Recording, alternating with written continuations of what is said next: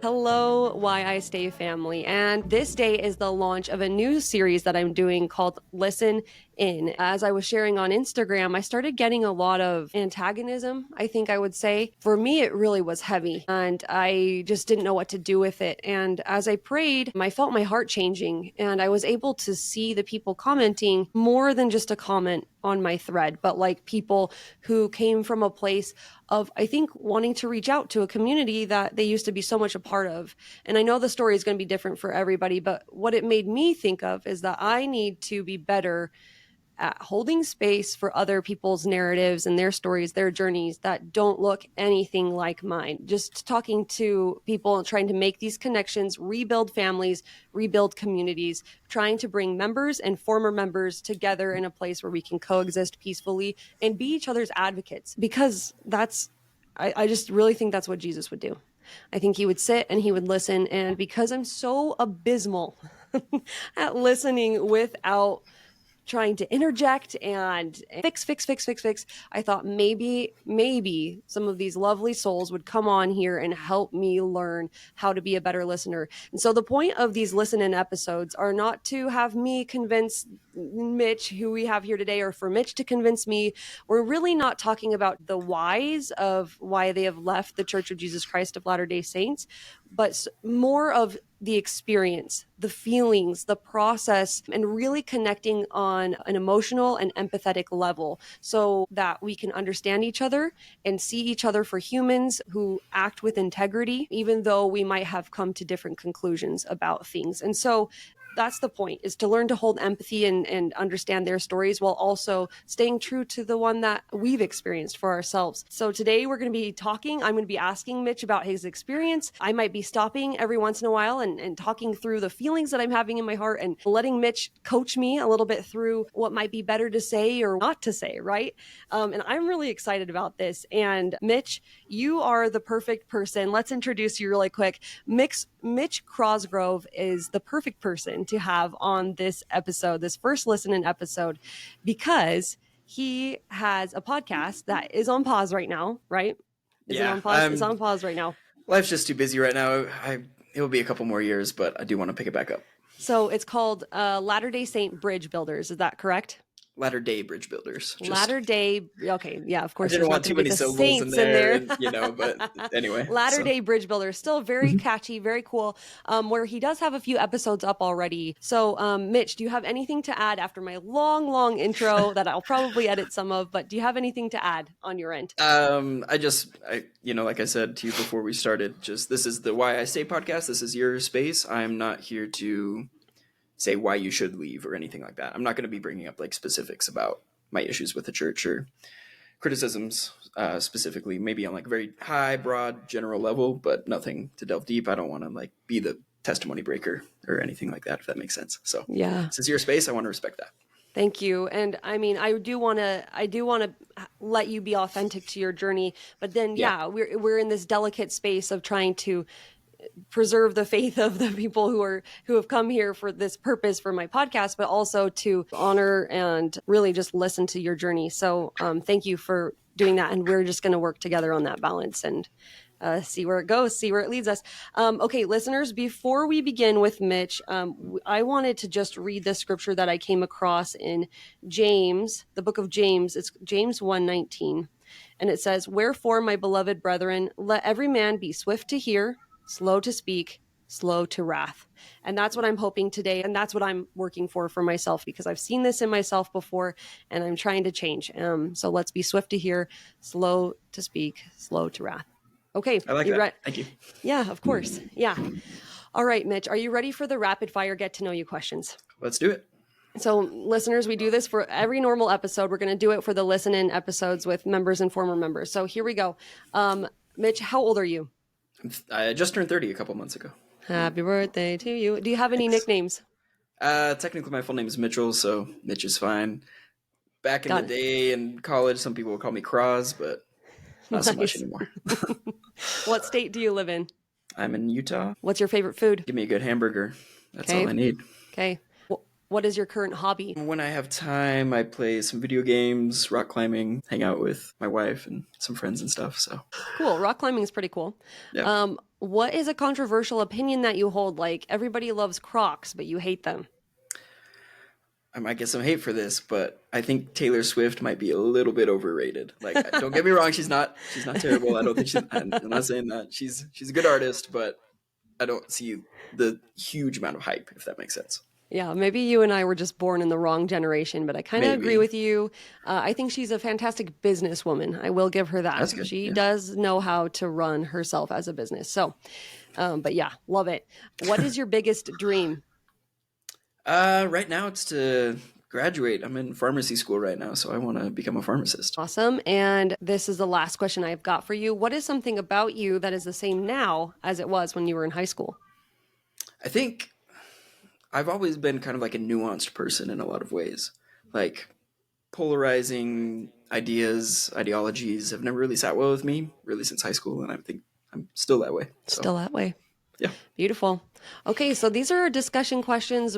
I sent you these beforehand, Mitch, and we're just going to kind of go with them / kind of go where the conversation takes us. And again, if there's anything that I phrase in a condescending way, I want you to point it out, like for sure, point it out. If it's something that you don't want to talk about, point that out. We'll just cut it Okay. out. We won't keep it in. And yeah, we'll just go from there. So Mitch, tell us about your background in the church. Did you grow up in the church? Were you a convert, active, not active family? Tell us a little bit about that. Yeah, so I never really realized this was a term until I started to leave the church. But I come from pioneer stock, like good stock, quote unquote.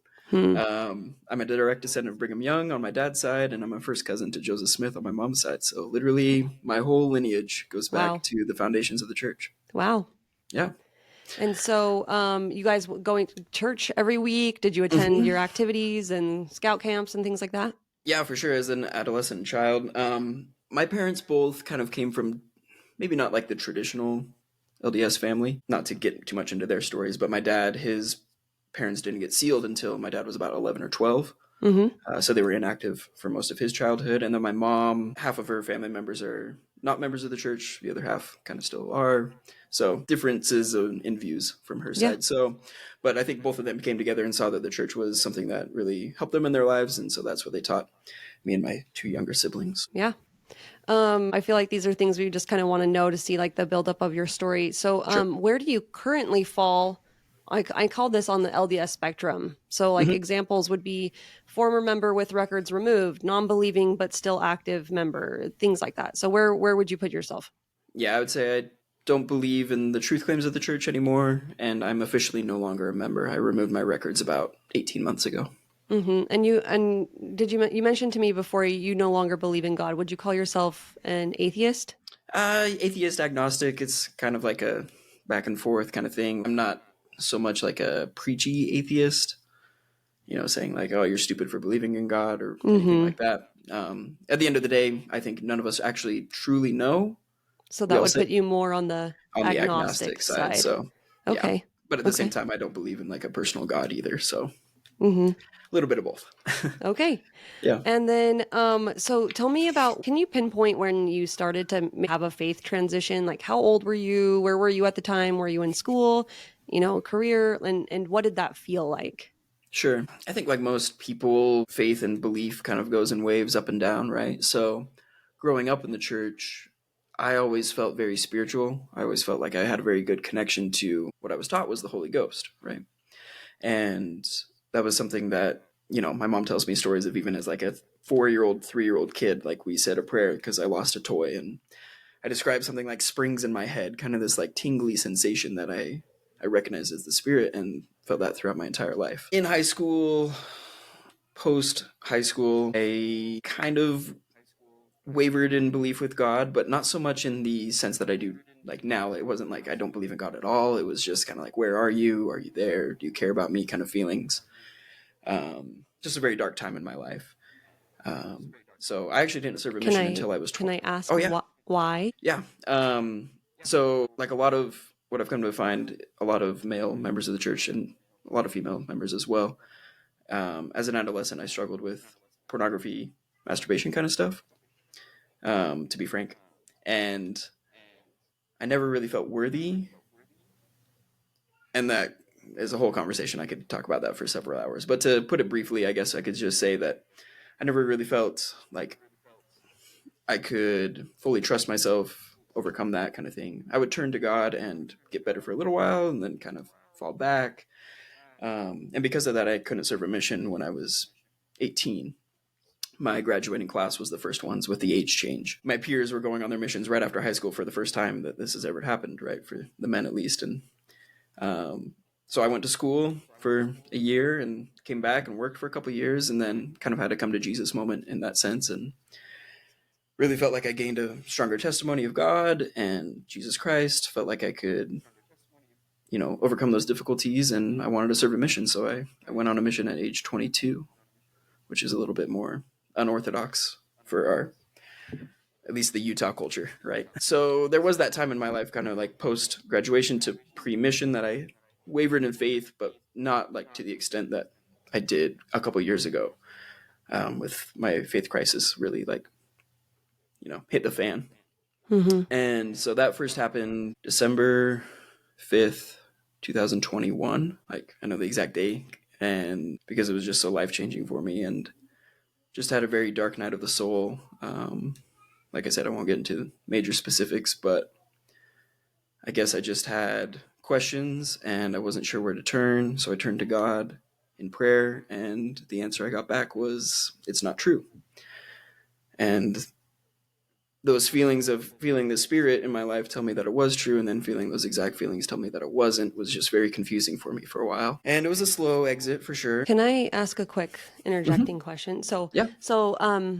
Listeners, I don't know if you're thinking the same thing that I am, but like in my mind, I'm thinking, okay, how can you hear something from the Spirit that's negating itself? So anyway, I mean, you don't need to answer that, because I just want to say to the listeners, you might have that same thought in your head. And I'm just pausing here, not because I wanted to say it, but this is not the time. Like, if you're having the first conversation with a person who's like bearing their soul, and thank you so much, Mitch, for being so willing and saying all these things. Like, it is really impactful, and I am feeling the emotion behind all of this. Like, I really am feeling the connection over this.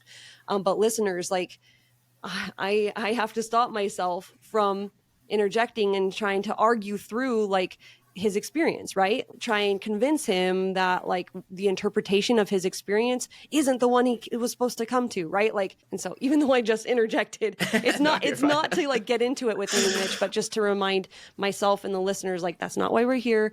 We're trying to teach ourselves to just listen. So anyway, that was kind of a tangent, but I wanted to try and work through that out loud with the listeners. For sure. And to your point, I mean, it's not an easy question. Like, it took me months to figure out the answer to that question for myself, why I felt this discrepancy in the Spirit. So, and I came to my conclusion. Anyone else can come to theirs, and that's totally fine, right? So, right, and that's the whole thing, is that at the end of the day, like, we have to honor the journey of the person that's sitting across from us. Right. We don't know. I can't know what happened in your mind and in your heart, and we have to remember that when we're having these difficult conversations with our friends and family. For sure. Okay, so I totally cut you off. Where were we at? Oh, no. Are you familiar with Jared Halverson? So I actually took an institute class of his like a month later after that kind of first thing.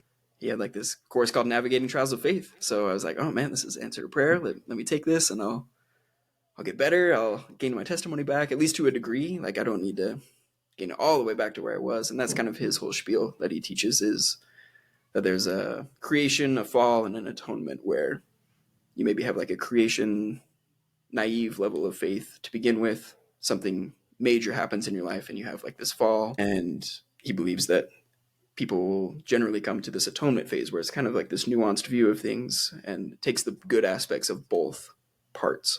And I really liked his course. I really liked what he taught. I felt like, I can make this work. I can make this happen.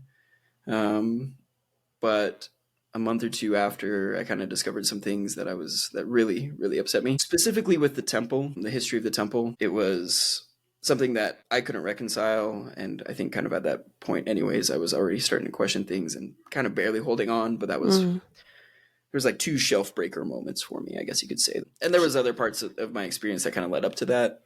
Mm-hmm. other questions I had had and things like that. Part of this question is, how did I feel during that time? It was Yeah. just Yeah. so heavy. Like, Was it devastating?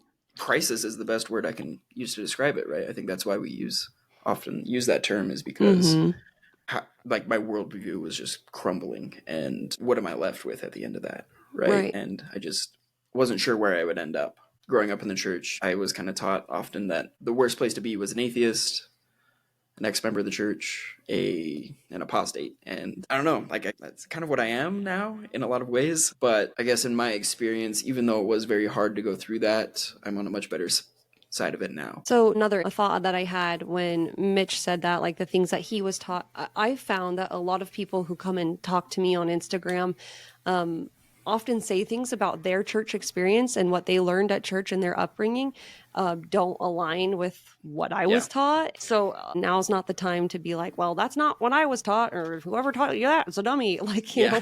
like Sure. this is not the time. This is his experience. Responsibility is to listen. Yeah. So and going on from that, so like you feel like, okay, now you're considered the apostate, like what you were taught growing up. And so I want to ask, were you married at this time, and where's your wife at in this experience? Is she still in the church, and how did it feel to tell your wife and your family?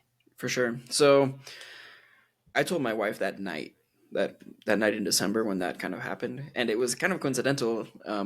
She brought up to me, like, we're just like having that pillow talk, in bed. Mm-hmm. We'd been married for 2.5 years by this point, and we had a daughter who's about 5 or 6 months old, our oldest, and I think just out of nowhere she just kind of asked me, like, do you ever like kind of question like the church or whatever, or like have issues or something like that? And I was like, actually, let me tell you about what I went through earlier today. I was just very open and honest with her, and I think that's kind of been my whole MO throughout all this, is I want to be open and honest with those close to me about my experience, as much as they'll let me, and as much as is healthy for the conversation. A follow-up question. So were you dealing with these other pieces of your faith crisis, like the leading up? Had you told anybody about that, or were you trying to just deal with it on your own Yeah, I before guess the then? things leading up, because I didn't get into the specifics of it. The things leading up to it was, I guess, one thing I did kind of touch on. Part of my story was pornography and masturbation, and I found a resource that really helped me get that under control without using prayer, scripture study, kind of the traditional methods that I had tried in the past. Mm-hmm. And so that was kind of another question in my mind, is like, oh, like I've tried Why to didn't these things work on this work? for years. Like I've Yeah. tried, church programs, all this stuff. Why didn't that work necessarily? But this other thing that was still LDS centered, podcast specifically, is still run by, I think she's still a member of the church, as far as I know. So that was kind of like one thing leading up to it, and I was talking to my wife about kind of that experience. So staying open and honest with her about my faith crisis, all of a sudden, I think she was a little like, when she brought up that thing at night, you ever have any questions like, oh, actually, like I kind of read into a bunch of stuff today, and this is what I felt, and what does that mean? I think that was a little bit too much for her at the time. She wasn't Sure. expecting that. But it did kind of leave the door open for a conversation, which I feel like I'm really lucky with. Learning from fellow ex-members' experiences. That's not always the case. Sometimes they'll hide it for whatever reason for weeks, months, years even, and never tell their spouse what's kind of going on and what's going on with their faith because of the implications of that, right? Yeah. Could dissolve my eternal marriage. Sometimes things end in divorce. Mixed faith marriages, how do we raise kids in that environment? Lots of questions, so it can be very scary. So one of her friends had recently posted on Facebook about a faith crisis that she had, and she decided to stick with the church. So I messaged her like 2 days after, that experience. We went up and visited her. That's how I learned about Jared Halverson, and we were trying to like make it work. My wife was still very much believing at this point in time, even up until the point of the spring, like summer after, which is kind of when I really had that news about the temple that really shook me. And it was rocky for about a month, like really rocky during that time, that summer with her. And by rocky, you mean like, yeah, your marriage, your relationship, or? Yeah, like it's so interesting because I feel like our relationship was never bad. Like really the only differences we had was this difference of viewing of the church and the doctrine. And I mean, we weren't talking about divorce, but it came up in like maybe one conversation, and then all of a sudden I'm thinking like, whoa, man, like what if I lose a marriage and a child like in this as well? Like, what's that going to mean? So I was very lucky in that my wife decided to, in her own time and in her own way, find out about things as well. And she, through her own decisions, also decided to leave. She hasn't officially removed her records for personal reasons, but I mean, neither of us have attended for 2 years at this point, at least, unless like family things, mission. Yeah. What about your parents? How have they responded to this whole thing?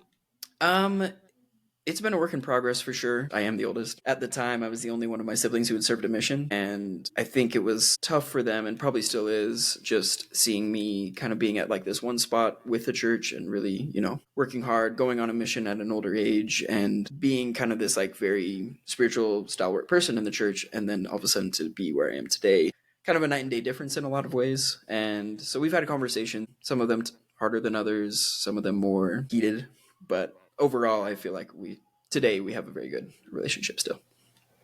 So thinking about this in terms of like a community and the ward, did anybody in your ward know what you were going through? And if they did, what did they do? What did they not do? And are you happy with how it all played out? Whatever the answers are. Okay. That's a lot of questions. So yeah, for sure. Another part of my story, I guess. So timeline. December of 2021 is that Dark Night of the Soul. The last time I went to church, like with the intention, like I'm going to church, was on Pioneer Day the next year, 2022. Okay. So July. So in this is the time frame, right? So in March, I had shared a testimony where I'm kind of like still struggling with stuff, but like I want to believe. I got up and bore my testimony, and what little testimony I had, and it was like, I don't know everything, but I want to stay here. So maybe some people had an inkling because of that, but really it didn't really come up. But that's also on me. I didn't share it for multiple reasons. Maybe it's not the time or place at church to kind of share like doubts, right? But it kind of all came to a head on Pioneer Day that year, because I got asked to speak in church, and I had lost my faith at this point. So I let the bishopric member know, like, kind of where I was, because he wanted to talk to me. He wanted me to talk about like my conversion to Jesus Christ. I'm like, I don't know how to put this. Yeah. So I was like, I'm more than happy to talk, but what if I talk about things I appreciate about Jesus Christ, like things that I enjoy, not necessarily my conversion. He was very, very empathetic and wanted to listen to me. And so we had a phone call. He's like, okay, well, I think you could still give a talk if you want. And so I did. And in that talk, I kind of over the pulpit shared that I don't share the same conclusions about the church. And that was very, very interesting. That was actually a great day at church, that last day I went, because for the most part, because in Elders Quorum afterwards, do you know who Dan Witherspoon is? Anyway, he was in my ward. And he's kind of has nuanced views on things, but attends every week still, I think. And anyway, he was in my ward at the time, and lots of circumstances. He made me feel like really welcome. Dozen people came up to me after I gave that talk and said, hey, I've been feeling something similar, so forth. So I felt really supported by the members of my ward for the most part, but I did not feel that from the leadership, unfortunately. And why, like, do you feel comfortable sharing like why you felt that like way, what vibes you were getting? Sure. Long story short, because of what I said, which really wasn't anything like crazy, like groundbreaking, I didn't share any specifics, right? In fact, my talk is on YouTube if anyone wants to watch it. But not only was my temple recommend revoked, but my wife's was threatened to be revoked as well. That day? And a week later, 6 days. Did you guys have any meetings in between the time you gave your talk and we talked the temple recommend? That day after church, after that Sunday that I gave the talk, we talked to the bishop and felt we're pretty good. We kind of explained where we were on things, and the bishop gave like, okay, if you want to keep your temple recommend, you need to do X, Y, Z. And she's like, okay, I can do that. I personally was like, I'm not going to do that, so I'm going to kind of back out. I won't attend the temple. Like having your temple recommend revoked, did that feel shocking to you, even though you were like okay with it? Or help me understand that a little bit better. And maybe there was some miscommunication between me and the bishop at the time, but it did feel like very shocking all of a sudden, like from that Sunday feeling like, okay, we're doing all right. Like we have a place here still, to 6 days later, not even a meeting in between, I get a random text from my bishop saying like, hey, I talked to the stake president. We feel like it's in the best interest that we need to revoke your temple recommends. And so like, if it was just me, if that had just happened to me, I think I could have been like, all right with it. I probably would have still been a little bit hurt, but the fact that my wife was brought into that, I didn't understand. And well, she did not end up having her temple recommend removed, but I think that was because of some pushback that I gave. If I would have just let it happen, I think it might have happened still. That's so interesting. Yeah. And I mean, interesting is probably not the right word, but Sure. a lot of times I find myself trying to defend the bishop in stories that I hear like this. It's easy to try and like fill in the gaps depending on who you feel like is the hero in the story. But something I'm working on is just not filling in the gaps. It's like if I'm sitting down and listening to Mitch's story right here, this is Mitch's story. If I were to sit down and listen to the bishop's story, that would be his story. But right now I'm listening to Mitch, and my point is to hear Mitch and understand him and just listen with my heart. And so I have to work really hard to not try and justify or fill in the blanks. Anyway, sorry, continue on, Mitch. But I do agree with what you were saying. Like there's story that part of, I don't know the bishop's side of that story in a lot of ways. That's just kind of what happened. And I did talk with the stake president shortly after that to try to get some understanding and like what was going on. That's how I found out that my wife's recommend had not been removed, but mine was. So I just kind of like, I don't know. I just didn't feel comfortable going to my own ward again after that. Yeah.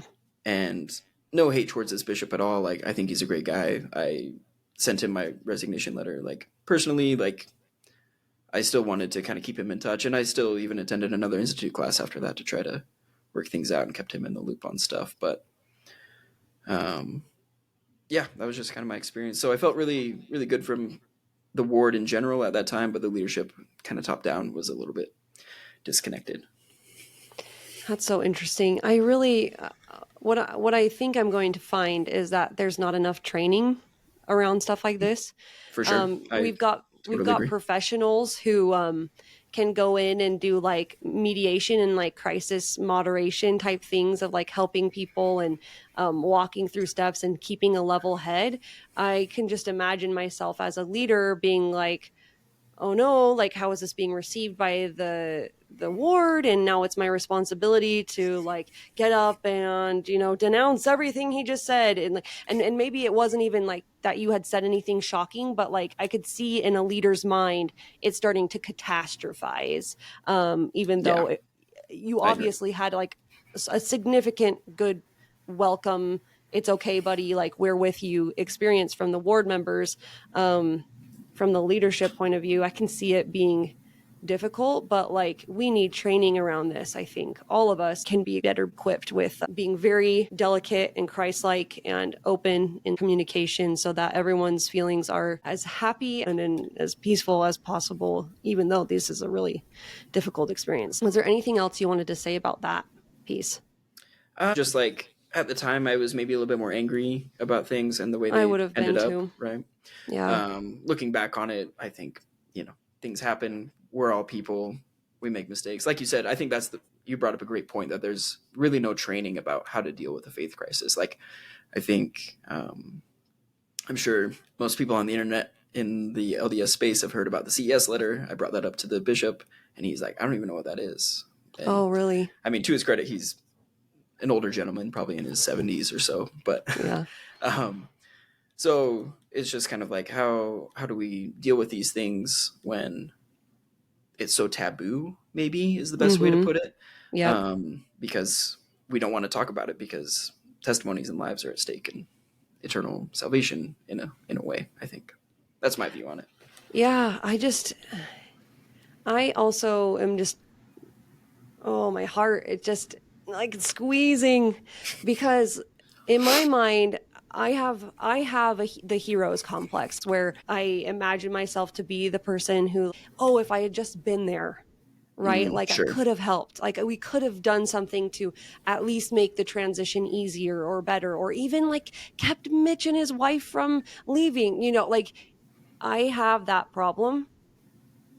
and giving up thinking that we really have that much influence over people. If you really study our doctrine, we are just instruments in God's hands. If you're thinking, oh, if I had just been there for my son during this time, if he had just opened up to me, I could have helped him. In our theology, we believe that God is with him every step of the way. These people are in good hands. And Mitch is a good person. And he lives with integrity. He owns his story. We need to help give people space and the ability to have dignity and not think so highly of ourselves to think like, I could have prevented this. Like, this is Mitch's story. Whether he believes there's a God or not, like we believe, it's between him and God, himself and his family, his wife, their partnership. This is their journey to walk. That's my problem. No, you're okay. I need to start working. I need to start working on it. You brought up something that I've thought about in the past is the whole dignity thing. And I think that's one aspect about the Church of Jesus Christ of Latter-day Saints that if I could change anything, it would be that people could join the church and leave the church with their dignity still intact.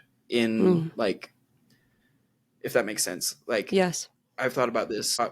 I went on my mission to a country where most people are Catholic, but they don't practice it. Mm-hmm. And it's easy to baptize people in a sense. Relatively quickly, dozens of baptisms over the 2 years. I think about those people and maybe now that I've experienced a faith transition, how did their families maybe feel about them joining the church? Right. Well, on the other side.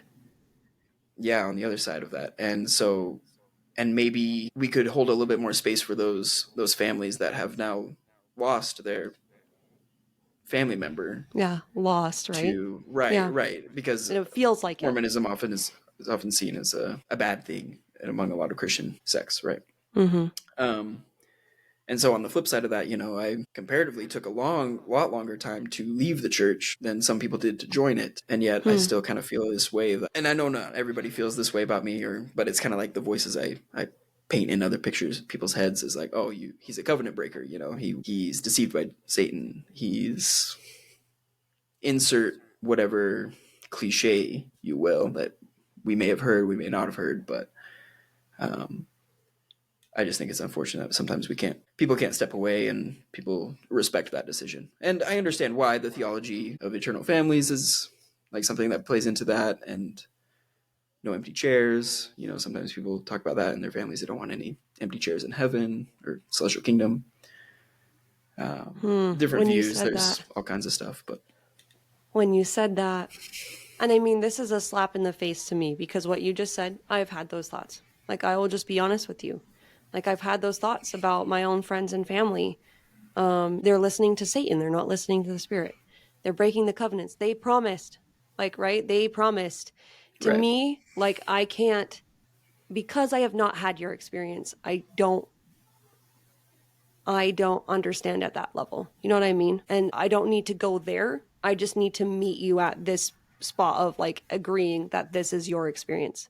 And I thought to myself, when you say no empty chairs, what's the likelihood, if we do believe in our theology of making it to eternal life and being able to live with our families and eternally progress, like, what's the likelihood that there will be no empty chairs in heaven if there's empty chairs on earth? You know what I mean? Isn't our first priority to make sure that they still come to dinner here now?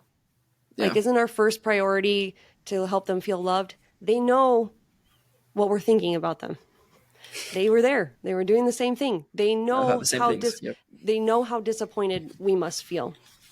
And what is the hardest thing to do, but the right thing to do? I'm convinced, even though I don't do it well, or really don't do it, I'm convinced that it is to make sure they still feel like they want to come to dinner. There needs to be no empty chairs now. Yeah, I agree with that, because I don't know, with my kind of agnostic view, like, I don't know what happens after this life, if anything, but I kind of live my life as if there isn't. That's just kind of like my personal way to kind of deal with the nihilism or whatever. But yeah, I think the same thing is like, I don't want things to be fixed in the afterlife. What I know is that I experience something here and now, and I've got family and friends here and now. Yeah. Exactly. And come what may, if there is anything post post death, I'll welcome it. But I'd rather try to work on stuff now than wait for a future date. This has been so, and I couldn't send you an Amazon gift card large enough to thank you for the the the honesty, like the transparency and the grace that you've given me as I've said these things out loud and admitted to the unchristlike, uncharitable thoughts that have gone through my mind and asked you probing and personal questions. Thank you so much for being willing to be here and let me hear your story and to speak to it in the way that you have. I want to end every single one of these listen in episodes with a hope statement, right? On the Why I Stay episodes, they end with why they stay, right? And that's not going to work here. I don't really want to say, why did you leave? And end it on that, like, or something. What I want to do is end on a positive love building something. And what I came up with is, this is how the question is phrased. Make a hope statement. What do you hope for most in the relationships between members and former members? My hope is that we can have, like you said, those no empty chairs here and now. And I mean, people in kind of my space, we're often angry, we're often hurt, and we lash out. It's a common response, and I did it. I still do it at times. I'm working on it. But I think I've learned how to like hold my tongue and step back a little bit from kind of my own podcast experience and just like talking with people about this. Because I love talking about philosophical things with people despite religious differences. And as long as we can have like a healthy conversation, when we kind of get into debates, I think that's not so helpful. So my hope is that friends and family, because I think now so more than ever, members of the Church of Jesus Christ of Latter-day Saints they know somebody who's left or who's questioning, or maybe they don't know, but someone's dealing with questions and they're maybe physically in the church, but mentally they've checked out and they're not there. And my hope is that we can be more open and honest about our conversations with people, and in the end, just build a bridge, right? A bridge meets in the middle over a body of water usually and brings two sides together. So that's what I hope to do with my life. Beautiful. And just to end on that, with that image of bridge building, and kind of to tie it back to the beginning of the episode where I'm trying to learn to hold space for your experience and hold true to mine at the same time. The bridge doesn't work unless both sides are standing firm and Agreed. rooted in their position. And from there, they can reach and meet in the middle. And that's what we're trying to do here. So Mitch, thank you so much for being on this podcast, being my pioneer. Yeah. You come from pioneer stock and you are a pioneer now for this. I do think of myself as a pioneer in some ways. So you're making a great difference in the world. And I really believe that this is the beginning of a great work. And I couldn't imagine a better episode to send out into the world to give an example of what I would love to see these types of episodes turn into. So thank you for your time and for your experience, and again for your authenticity and in openness. I can't thank you enough. Thank you. I appreciate being here. I guess if I could just like post an open invitation for anyone listening who wants to talk to me more about things, and be on the record, off the record, whatever. I can link you my email, or you can include my email in the show notes, and then maybe also my podcast. People can check that out if they want. So like I said, on a hiatus for a couple of years while I work on school and family life, but we do have 14 episodes up, so that's not nothing. Well, that's not nothing. That's right. Yeah, we'll put it in the show notes. So listeners, go ahead and take a look. And if you have a person who you'd love to hear from on one of these listen-in episodes, please email me, whyistaypodcast@gmail.com. I know this all kind of seems kind of crazy, guys. Like, how am I having a podcast where I talk to people about why they stay, and then I'm also sitting down and listening to people about their experiences leaving? This is my journey, and I just feel called to do it. And so that's what we're doing. And I'm glad you're here for it. So we'll see you next time, everybody. And thank you for listening in with us.